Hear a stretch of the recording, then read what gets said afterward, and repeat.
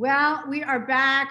Crew call with the scooters. My good friend, Leanne Ford, who you probably know, but if you don't, it's because I don't know what else is going on in your world, but she is the interior designer these days. I know she won't say that, but I can say that being your friend. I can absolutely say that. Be as modest as you will, but I will say that.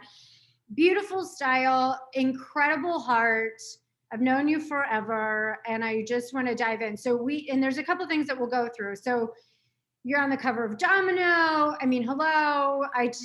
And it's a whole other conversation between texts between sisters. You have a show coming out February 2nd with your brother again, Home Again with the Fords, which is a little bit of a different take on Restored by the Fords, which I kind of love because it's like people coming back to Pittsburgh. You're going to be doing their abodes, which I think is awesome because you're back in Pittsburgh, which is amazing. And you have your book, and you just have risen. And I think your star has always been on the rise.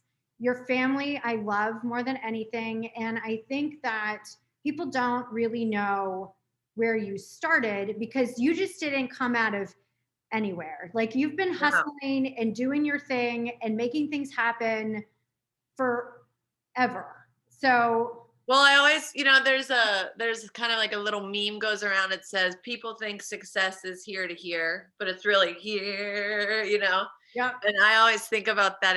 I relate to it so much as, I've been doing many a hustle for many years. I'm getting old, I guess. You're not, you're getting wiser, and your skin looks good, which I said before, but let's get into, I want to talk about it because you grew up in Pittsburgh. Wait, but Jen, I need to intro you. Yeah. No, you don't. Because how long have we known each other? Too long. Because you've been part of the Ford family for what, 20 years more? Yeah, probably. I think so. Yeah. So that's pretty cute. Yeah, I squeezed my way in there. I always said I was the I in Slim because it was Steve, Michelle. Does that work? Steve, Leanne, and Michelle. Yeah, exactly. And I was the I in Slim. I always said that. Like that's in my head. Of course, then I can't even spell the word, but that's funny. And it was great because I got to work with Michelle at Ketchum, and that was just such a beautiful experience. She's insane PR publicist, like amazing. And Steve, of course, he's the guy you want doing all the builds with you. But it's funny. Michelle always says, she's like, I'm the other sister, like I'm the secret sibling, but I feel like you might be the secret sibling. Well, maybe I can get in there. Michelle does that, and I'm always like, she's so humble, but she's behind the scenes, like, oh yeah, throwing ideas and making things happen. But let's go back. I mean, bossing us around. You mean? Yeah, yeah. I didn't say that, Michelle. If you're watching this, I didn't say that. No, she's the best.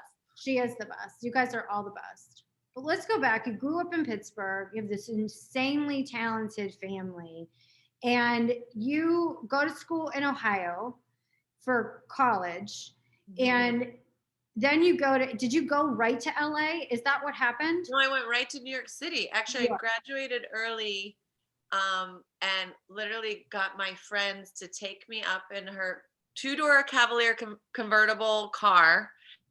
And there were 3 of us and all my worldly belongings in this car. But we used space bags, which like worked. And they came up, they dropped me off in my very dumpy little apartment, my very dumpy little room. And we're like, all right, good luck. And off they went. And that's how I started. I just graduated early, and I designed my own major in college. So I did a whole quarter on an internship. So I did internships. I went to New York, and it was school credit. Okay. So you're in New York, and you've worked with some amazing designers. So can we talk a little bit about that? I mean, you were in the mix when like there wasn't a mix to have. You were in it already. Can you talk a little bit about that experience? So I was in fashion, which I ended up being in for 15 years or more, honestly. But in the start, I went and I interned with Betsy Johnson, and I mean, I was like in her room, and she was making me try these clothes on because she'd just get the girls like, I need to see this on. And I remember I was standing there, and she was like, I showed this with sitting next to Andy Warhol with the Velvet Underground playing. I mean, this like monumental moment for this. Like, I can't believe I'm so close to this. And so she was really fun and special. And then I worked for Heatherette for over a year, and they were just this kind of like downtown club kids that started their own line. And I think that they inspired me to do my thing. I just saw that they were just going to town, and you don't have to be big, and you don't have to be this massive brand or work for a massive brand. You can work for yourself, which I loved. And you take all of that experience, and of course you always had your own perspective on things, because the way you dressed, the way you carried yourself, I mean, you always owned space, even when there was like, you just carved it out for yourself, because people would be like, do you know Leanne? I mean, that was always kind of the buzz. And it was, I think it's, where did that come from? Where did that confidence come from? I mean, if you're a young girl like watching this, I mean, how did you know? Like, because you've always kind of known. Well, I mean, my parents, right? Mm-hmm.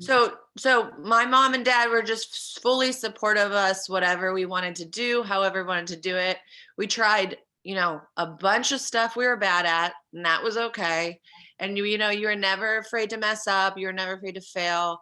You weren't trying to make anything perfect. I'm still like, I'm so far from perfect. I'm not even like, it's good to not try to be, because we'll never get there. Yeah. So, I mean, we just grew up in a family that was very supportive. And I think I feel that now as an adult, and I really try to do that for my little baby girl, Right.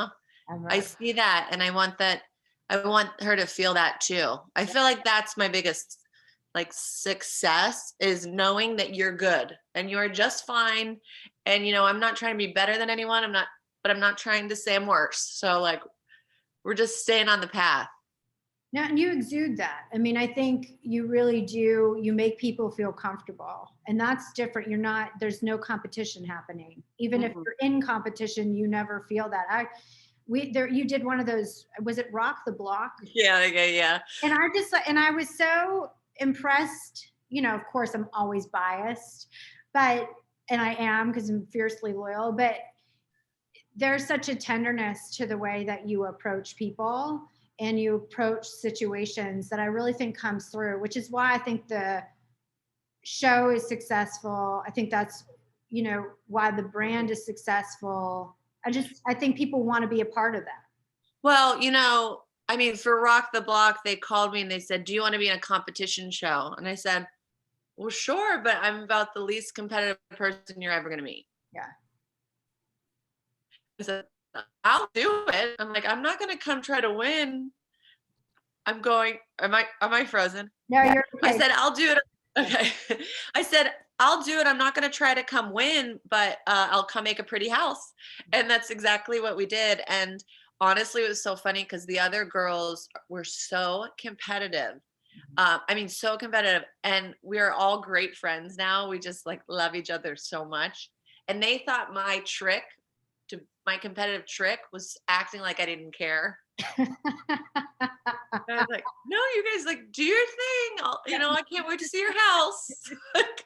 They're all like doing this competition show, and I'm just kind of like putting my little house together, minding my business.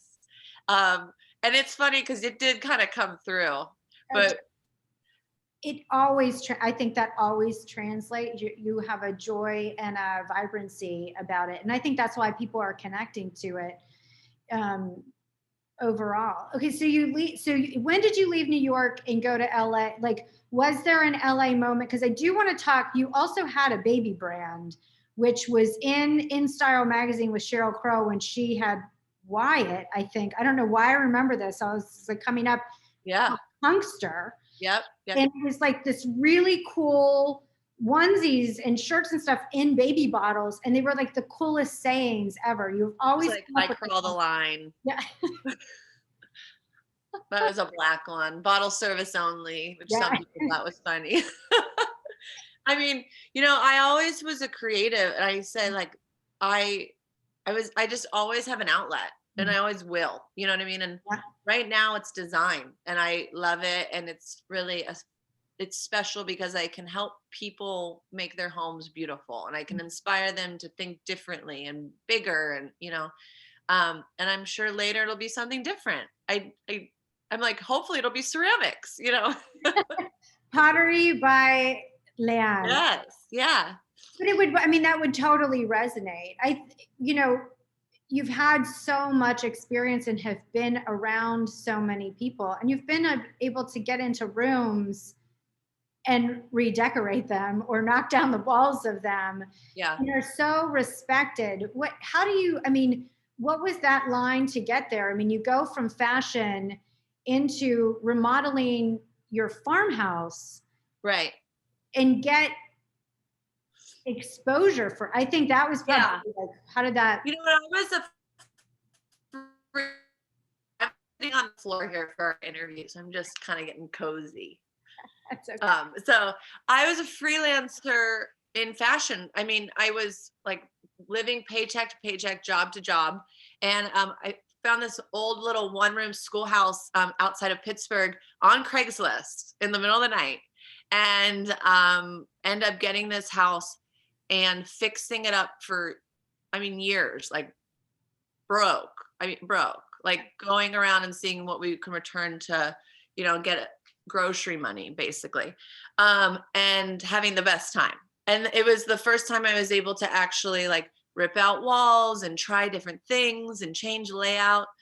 And my friend Jordan at from 17 magazine, who I worked with a lot, told Country Living about me, and Country Living magazine came and shot this house. So that was the first, that was my favorite magazine at the time. It was like this, such a good publication. It was the first time these people came over to shoot, and it was the first time I was in this picture, first of all.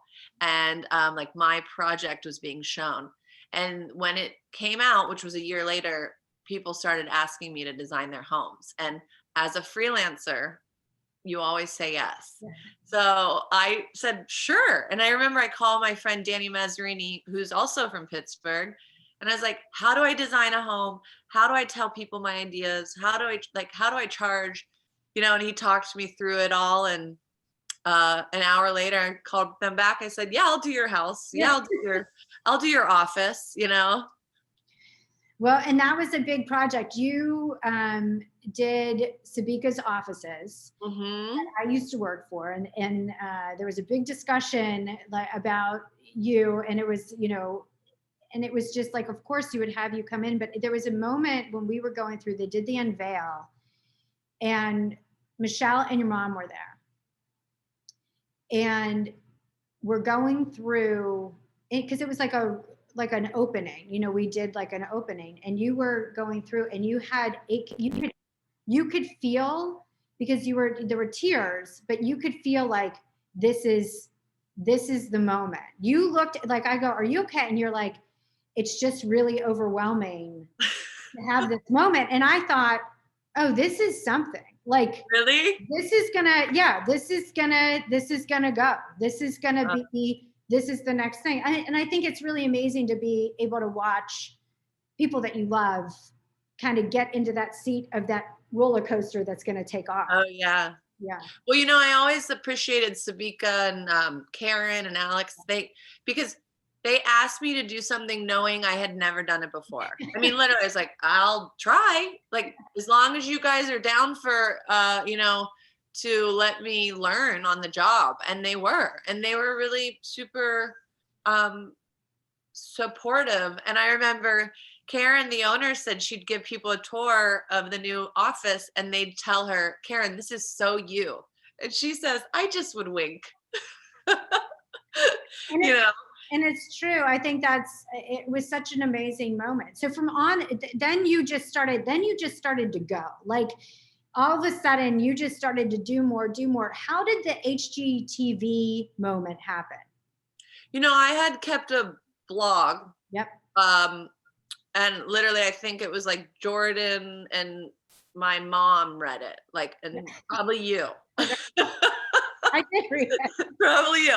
Yeah. And I kept this blog, and I was an HGTV. My friend Peter, who I was literally just texting with, who's a musician, he's a band called Among Savages. He told his friend to read this blog, and his friend, totally random, happened to be casting for HGTV network. So I mean, it was just friends of friends. I told him, I'm like, I owe him beers for life, because I mean, he just told somebody about us, and ain't that the way that careers go, huh? It's like friends of friends. It's really true. Well, and there's a lot of love and trust that goes into that, because unless you have people respecting what you're doing, and I love Among Savages. New York City is probably one of my favorite songs. That's right. Good Yeah. memory. Yeah. But I think so. So HGTV happens, and then all of a sudden, it's like you have a lighting. There's like lighting at Target, and then it's sold out. Like it was gone. You could not get it. I know. How I still wish I had more of those. I'm like, why didn't I save any? I used like my little stash for projects and houses, and Yep. I mean, people still post. So I did a line with Target, and it was a limited capsule collection. I was like a newbie, and they took a chance on me. And it literally, people were going in and buying out everything in the store. Like I went in to go get one myself, and the manager's like, some woman came and bought them all, like, and that was a really happy, sweet spot, because I realized a lot of designers were buying these lights, and I was just designing like what I needed as a designer. I needed simple, cool, cheap, well-built lights. And like, so, I think as that's what I just keep doing. And now I do a line with Crate and Barrel, which is I mean, it's rugs, it's bedding, it's furniture, it's beds. It's like this whole entire line. It's tabletop and glassware and plates, which like blows my mind. I mean, like can't even believe and fathom I get to say all that. But that is the same thing. I design what I'm looking for and what I wish was easy to get. And it's beautiful. We went to Crate and Barrel to go see it. It was like, let's go and make the trek and go. And it's just wonderful. And it's substantial pieces. Oh my gosh, they're so well built. I mean, Crate's like, they're really known for their craftsmanship, and like they're so well made. And so they kind of just let me do my thing. And it was fun it was definitely my most fulfilling creative project I've ever done. Yeah. Because I come in and I have this idea that I literally dreamt up or that I'd never seen. And they're like, okay, we can figure that out, and like my arched bed, I did this canopy bed that's an arch. And they never said no. Like the reason that has never been built before is it's hard to build. Right. And they never said no. They figured it out, and they like went back into the factory and over again. And that's been a great success for them. So I'm thankful for that. Well, it's just lovely. I mean, it really is lovely. And you've come back. I mean, you came back during the pandemic. You left LA, husband and child in tow, and came back to Pittsburgh. And now you have this show that's about that. What have you learned? I mean, what have you learned in the last year about yourself? I mean, there's been so much going on. What do you think like the big lesson learned has been? Wow. I guess my thing is I have had so many life changes at the same time. So like I have a newborn while COVID and quarantine and moving and like business is going up. I mean, it's all happened the same time. So I don't know what taught me how or where, or like, I don't even know that I've given myself minutes to even think about that question, which I'm going to immediately upon ending this. But I'd say my biggest thing, like just that comes to mind, is that family is the most important. And I guess, you know that, but like you're running around the planet. Like for me, I always knew that, but I was always traveling and I was always on a plane and I was always living somewhere else. And, when quarantine happened, I was like, if we're going to be stuck, we need to be stuck by grandma. Right.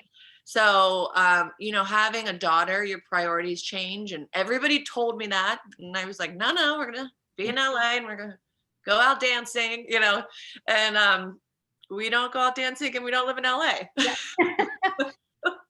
But we do dance in the kitchen. Yes, which is extremely important because you do love your music. Yes. And how are you still, because I know you're inspired by everything around you, but where are you taking, where are you kind of dipping your toe in and going, this could be the next, this could be, like, what's sparking your interest? Well, we turned our garage into my little studio, and I'm going to do all my art, and Eric, my husband, got me a wheel for Christmas. So I really am going to try, be a ceramicist. You're gonna throw a wheel. We did that a year and a half ago, and let me tell you, I was the worst. There was clay everywhere. It was like, I don't have the patience. You know what I mean? I'm not. Well, it's probably good for your Zen, Jen. You might want to get into it. I do have the Zen thing. I still have that. I'm like, that's gonna go into our offices. Oh my gosh, I forgot about that. Oh yeah, absolutely. But I think that's amazing. I learned to do ceramics at summer camp at Deer Valley YMCA camp. So I have the 10-year-old skills. Yeah. Just gotta see if they'll take me anywhere. Well, it's the 10-year-old skills with the 10-year-old faith. If you have the same kind of energy and faith around it, you'll get it done. I know. It's so true. Yeah. Luckily, I like imperfect, so it'll be like, oh, okay, it's done. It's a picture, but it's also, it's now a plate. And it works. It totally, and it'll sell out, and no one will be able to buy it. Exactly. What else is coming? So this new season, talk to me about this new season. How many houses are you guys doing? Because you've wrapped production, correct? Yeah, so we're done. It comes out, in a couple of weeks. And so we call it our first season, because this is our third season of TV together, my brother and I, but it's the first season of this new show. Yeah. So the new show is called Home Again with the Fords, and it's all about people that are coming home. So it's so timely. But this kind of concept came much before what's happening in the planet. And it was really based on so many of our clients in previous seasons had bought their childhood homes or bought their family, grandpa's home or something. Mm-hmm. So I think the network noticed that, and we kind of dug into that. And the fun part is it's now an hour. So we get to dive into the clients more. We get to dive into design more. I mean, they're showing home videos of Steve and I. So I was gonna ask if you're gonna, because the peak, I think the beauty of the show is also the sweetness of the family relationship. Because people don't hear a lot from Steve, but he's hilarious and super talented. To see you guys together. Oh, they hear a lot this season. Oh, you're going to be very proud of them. Yeah, I probably will. I think it's amazing. I mean, and we did a lot. We did a house across the street from Mr. Rogers. And the other thing is we really dove into Pittsburgh. So we're talking about the neighborhoods now, and we're saying where they live and what's great about what Aspinwall and Fox Chapel. And, we're talking about the neighborhoods, which I think people were really wanting. I can't tell you, every episode that aired, I had some friends saying, where are they? Are they in the North Hills? Where are they? Trying to figure it out. So now we talk about it, which I love. I mean, it was a little stalkery, but I will tell you what we did. There was the picture of the house, and I would take a screenshot of it and put it in to see if I could find it in Google. No way. And did you ever find it? No, the thing is, I don't have the patience for that either. So you'd be scrolling. I'm like, I can't do it. Yeah. But it was if it would come up in the first 3 pages, I'd feel good about it. But no, I'm glad that you're diving into the neighborhoods. Yeah. But then last season we did 16 houses last season. So I couldn't even tell you what neighborhood we were in while we were in it. I was so all over the place, literally. But this season it's 7, which better. It's a little it's a little more manageable, the 7. Okay, so if people are, they want the lead, because when I Google you, there's a couple things that people want to know. So one, your haircut comes up quite. It doesn't matter what yeah, I know. I'm really regretting not like putting more hair and makeup together for you, Jen. You look gorgeous.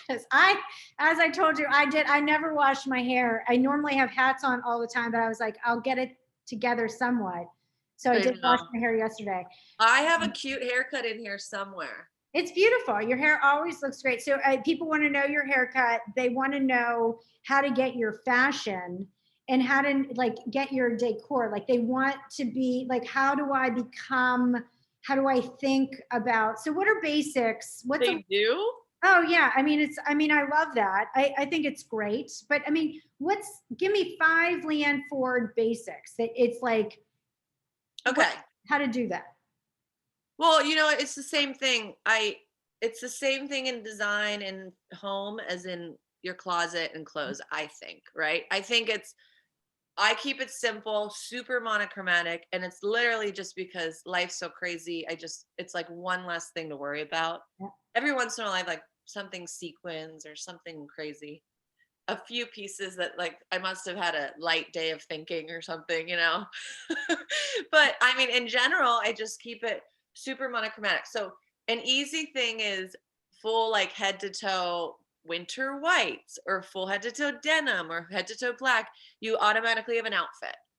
Is that it? That like, and then another fun thing is proportion. So I always say this in home and in clothing is like play with proportions, buy something that's the wrong size and it's oversized or it's cropped and you wear your high jeans or something like that. Yeah. I always used to shop at the little boys department at Old Navy when I was a kid. Like I'd always go to the guys stuff and I'm like, I just always am looking for something different and playing with proportions. So it's the same thing in home. Like you do something high, something low, something big, something little, something fluffy, something, hard and stern. If you're going to spend money on something, because it's all, there's, we're in a moment right now where there's not a ton of cash flowing in and out. But if you're going to spend money on, what do you think people should spend their money on?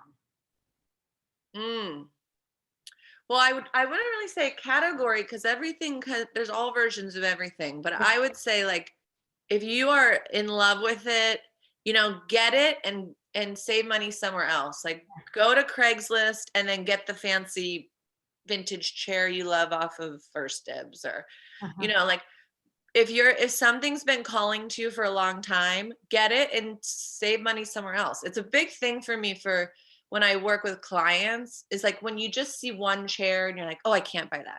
It's like, well, you can, we just have to, adjust elsewhere. Right. So I always think that, but I also think lighting is major, makes any room feel special. I mean, you have it bright in the day and dim at night and cozy at night and like splurge on, not even splurge, do something fun on lighting. Like I make my own lighting all the time because we're out of money for the budget, but like we make it big and we make it special and make it interesting. Yeah, I love that. And now that you're back in Pittsburgh, your favorite place, I mean, you have your haunts that you go to and everything like that, but what's a secret place, maybe not super secret, that you love to shop at? Oh my gosh, I just need to like write you a list. Yeah. I actually gotta say, like, I am loving Pittsburgh and being back here with all the vintage shopping and the salvage shopping. Yeah. I mean, I like Kinsey Market. I like Garden Style Living. I like Farmhouse, HOWZ.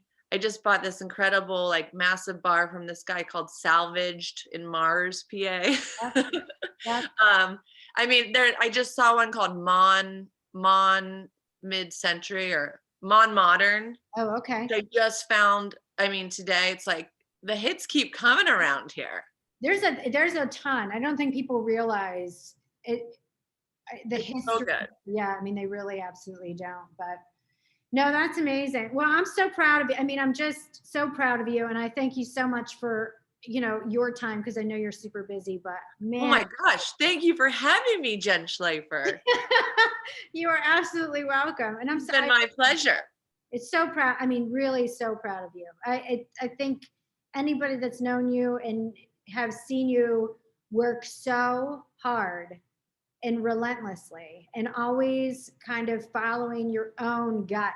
I think that is so inspiring. I really hope that for me, I think a journal from you would be incredible. I think that there are a lot of truths in things that you've thought about and how you viewed the world and selling sunglasses to get to the next whatever, and just finding you've always made your own opportunities. And I think you've done that, but you've done it with beautiful kindness and grace. And I think that's absolutely incredible. So I'm so proud of you. Well, thank you for saying that. Yeah. But I do have to say before we leave, Oh no. I thought of you when we were shooting the Domino cover, because Domino magazine's over at my house taking a picture.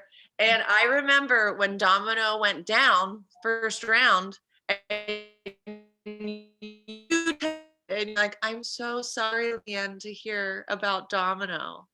You said you were like sad that for me that Domino went down, just because I like to read it. Yeah, I was, and it's so And then well, and it's so funny because that text exchange, I wasn't. First of all, I was doing about 30,000 things that I shouldn't have been doing at the time, and anytime I get the Michelle Leanne text, I'm like on it, but I wasn't really reading it, and I wasn't really paying attention, of course, and I had heard that you were in Domino, but I didn't know you were on the cover.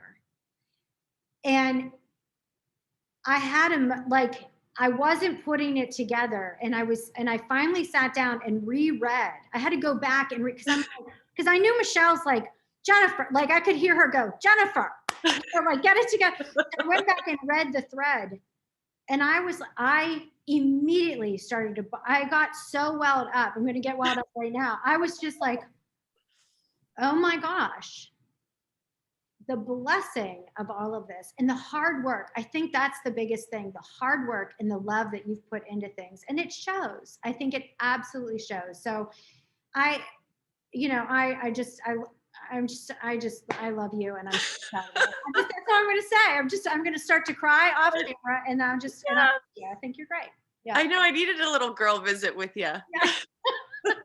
Great. And I'm going to like leave with tears all over my face. So. I will just say though, like when you say, thank you for saying all that and like saying it's hard work, but when you say that, it does not resonate with me, that I do not feel like it's hard work. Like I really feel like I found something that's very joyful and very like re-energizing. And there are always parts that are hard, but like the fact of just being able to create for a living is like a pretty good gig.